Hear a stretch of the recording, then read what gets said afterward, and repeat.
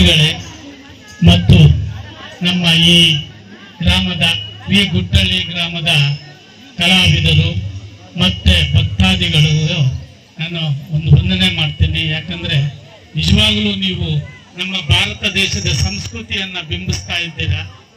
ಈ ನಮ್ಮ ಸಂಸ್ಕೃತಿ ನಶಿಸೋ ಕಾಲದಲ್ಲಿ ಇಂಥ ಕಾರ್ಯಕ್ರಮಗಳು ಮಾಡೋದು ನಿಜವಾಗ್ಲೂ ಹೆಮ್ಮೆ ಕೆಲಸ. ಆದ್ರೂ ಬಹಳ ಕಷ್ಟ.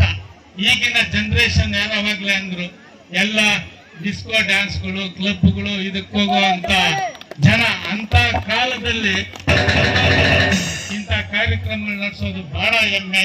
ಡ್ರಾಮಾಗಳು, ಭಜನೆಗಳು ಇವೆಲ್ಲ ನಮ್ಮ ಸಂಸ್ಕೃತಿನ ಬಿಂಬಿಸುವಂತ.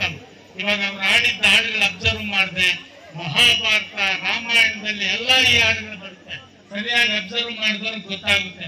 ನಿಜವಾಗ್ಲೂ ಇವೆಲ್ಲ ನಮ್ಮ ಇವಾಗ ಯುವ ಪೀಳಿಗೆಗೆ ಇಂಥ ಕಾರ್ಯಕ್ರಮಗಳು ನೀವು ನಡೆಸ್ಕೊಟ್ರೆ, ನೀವು ಒಂದು ದಾರಿ ಹಾಕೊಟ್ರೆ ಅವರು ಇದನ್ನ ಪಾಲನೆ ಮಾಡ್ತಾರೆ. ಅದನ್ನ ಯಾವುದೇ ರಾಜಕೀಯ ಇದರಲ್ಲಿ ಇರಬಾರ್ದು. ಚೆನ್ನಾಗಿ ಮಾಡ್ತಾ ಇದ್ರೆ ನಾನು ಡ್ರಾಮಾಗೂ ಬಂದಿದ್ದೆ. ಒಂದ್ಸಲ ಒಂದು ಒಳ್ಳೆ ಊಟ ಕೂಡ ಹಾಕಿದ್ರು. ನಿಜವಾಗ ನಾನು ಮರೆಯಲ್ಲ. ಯಾಕಂದ್ರೆ ನಮ್ಮ ದುರಾದೃಷ್ಟ, ನಮ್ಮ ಡ್ರಾಮಾ ಈ ಊರ್ ಡ್ರಾಮಾ ಒಂದೇ ದಿವಸ ಬಂದ್ಬಿಡ್ತು. ಏನ್ ಮಾಡೋದು? ಎಲ್ಲೂ ಪರ್ಮಿಷನ್ ಕೊಡ್ಲಿಲ್ಲ. ನಾನು ನಮ್ಮ ರಮೇಶ್ ಹೈ ಲೆವೆಲ್ ಅಲ್ಲಿ, ನಮ್ ಬೆಂಗಳೂರಲ್ಲಿ ಹೈ ಲೆವೆಲ್ ಅಲ್ಲಿ ಉಪಯೋಗಿಸಿ ನಾನು ಈ ಊರಿಗೂ ನಮ್ಮೂರಿಗೂ ಮಾತ್ರ ಪರ್ಮಿಷನ್ ತಂದ್ವಿ.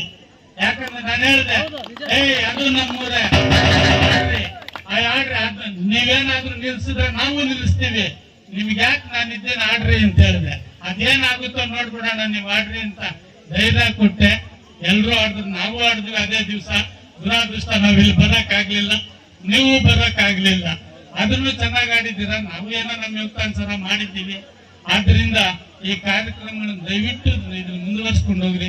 ಒಳ್ಳೆ ಒಳ್ಳೆ ಕಲಾವಿದರಿದ್ದಾರೆ, ಒಳ್ಳೆ ಒಳ್ಳೆ ಭಕ್ತಾದಿಗಳಿದ್ದಾರೆ. ನಿಜವಾಗ್ಲೂ ನನಗೆ ಹೆಮ್ಮೆ ಆಗುತ್ತೆ. ನಮ್ಮ ಸೆಕ್ರೆಟರಿ ಸಾಹೇಬ್ರಿಗೆ ಹೇಳಿದೆ, ನಿಮ್ಮೂರಲ್ಲಿ ಯಾವುದೇ ಭಕ್ತಿ ಪ್ರಧಾನವಾದಂತ ಕಾರ್ಯಕ್ರಮಗಳಿಗೆ ನೀವು ಯಾವತ್ತಾದ್ರೂ ಕರೀರಿ, ಏನೇ ನನ್ನ ಸಹಾಯ ಕೇಳ್ರಿ, ನಾನಿದ್ದೀನಿ, ನಾನು ಮಾಡ್ತೀನಿ, ನಾನು ಬರ್ತೀನಿ ಅಂತ ಕೂಡ ಅವ್ರಿಗೆ ಮಾತು ಕೊಟ್ಟಿದ್ದೀನಿ. ನಿಜವಾಗ್ಲೂ ಚೆನ್ನಾಗಿ ನಡ್ಸ್ಕೊಂಡು ಹೋಗ್ತಾ ಇದ್ರೆ ನಮ್ಗಂತೂ ಹೆಮ್ಮೆ. ನಮ್ಮ ರಮೇಶ್ ಇವರೆಲ್ಲ ನಾವು ಮಾತಾಡ್ಕೊಂಡು ಬಂದ್ವಿ, ಬಹಳ ಚೆನ್ನಾಗಿ ಮಾಡ್ತಾರಪ್ಪ, ಹೋಗೋಣ ನೋಡೋಣ. ನಮ್ಗೆ ಯಾಕಂದ್ರೆ ನಿಜವಾಗ್ಲೂ ನಾನು ಒಂದು 40 ವರ್ಷ ಆಯ್ತು ಸಿನಿಮಾ ನೋಡಿ. ನನಗೆ ಅದ್ರ ಮೇಲೆ ಇಂಟ್ರೆಸ್ಟ್ ಇಲ್ಲ.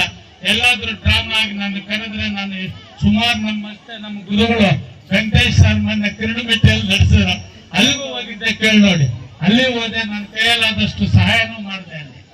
ಯಾಕಂದ್ರೆ ನಾನು ಅಲ್ಲಿಗೂ ರಾತ್ರಿ ಎಷ್ಟೊತ್ತಾದ್ರೂ ಹೋಗ್ತೀನಿ. ಆದ್ರೆ ಸಿನಿಮಾಗಳು ಎಂತಾದ್ರೂ ಬರ್ಲಿ, ನಮ್ಗೆ ಆ ಹುಚ್ಚಿಲ್ಲ. ಆದ್ರಿಂದ ದಯವಿಟ್ಟು ತಾವು ತಮ್ಮ ಯುವ ಪೀಳಿಗೆಯನ್ನ ಈ ದಾರಿಗೆ ಎಳ್ಕೊಳ್ರಿ.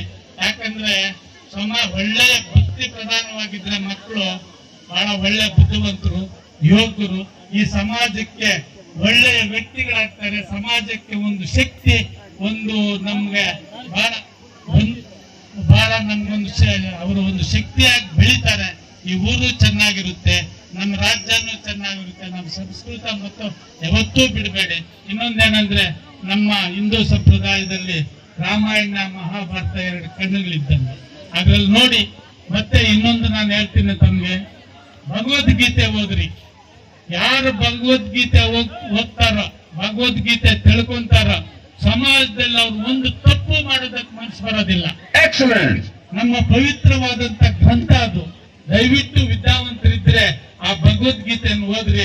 ಇಲ್ಲಿ ಯಾರ ಹತ್ರ ಆದ್ರೂ ಇಲ್ಲ ಅಂದ್ರೆ ನನ್ನ ಹತ್ರ ಬನ್ನಿ, ನಾನು ಇಟ್ಟಿದ್ದೀನಿ, ಕೊಡ್ತೀನಿ, ಜೆರಾಕ್ಸ್ ಮಾಡ್ಕೊಳ್ಳಿ.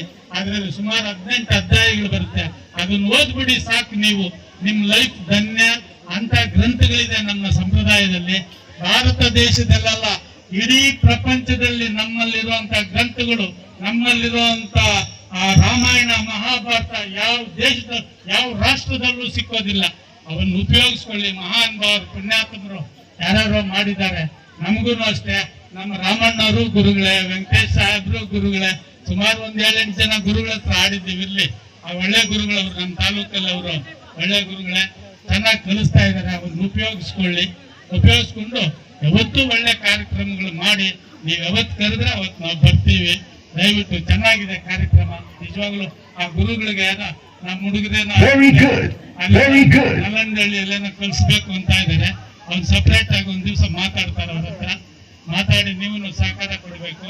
ಆಮೇಲೆ ಅವ್ರ ಫೋನ್ ನಂಬರ್ ನಮ್ಮ ಇವ್ರಿಗೆ ಕೊಟ್ರೆ ಮಾತಾಡಿ ಅಲ್ಲಿನ ಇದು ನೋಡ್ಬಿಟ್ಟು ಅವ್ರೂ ಇನ್ಸ್ಪಿರೇಷನ್ ಆಗಿದೆ, ನಮ್ಮೂರಲ್ಲೂ ಕಲಿಸ್ಬೇಕು, ಈ ಕಾರ್ಯಕ್ರಮ ನಡೆಸ್ಬೇಕು ಅಂತ.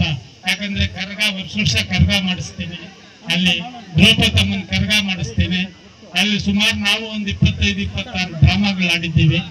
ಆದ್ರಿಂದ ದಯವಿಟ್ಟು ಈ ಕಾರ್ಯಕ್ರಮಗಳನ್ನು ನಡೆಸ್ಕೊಂಡು ಹೋಗ್ಬೇಕಂತ ಹೇಳಿ ನಿಮ್ಮಲ್ಲಿ ನಾನು ಕೇಳ್ಕೊಳ್ತಾ ಇಷ್ಟನ್ನು ಮಾತಾಡೋದಕ್ಕೆ ಅವಕಾಶ ಕೊಟ್ಟಂತ ನಿಮ್ಮ ಪಾದ ಅರವಿಂದಗಳಲ್ಲಿ ನನ್ನ ಕೋಟಿ ಕೋಟಿ ಶರಣಾರ್ಥಿಗಳು.